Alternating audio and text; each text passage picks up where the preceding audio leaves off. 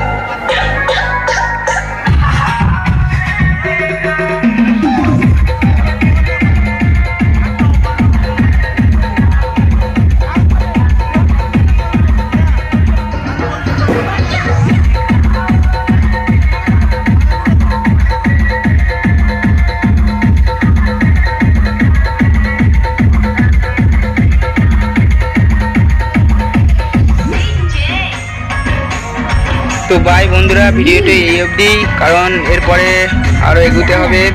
এরপরে ভিডিও করতে পারছি না, দুঃখিত।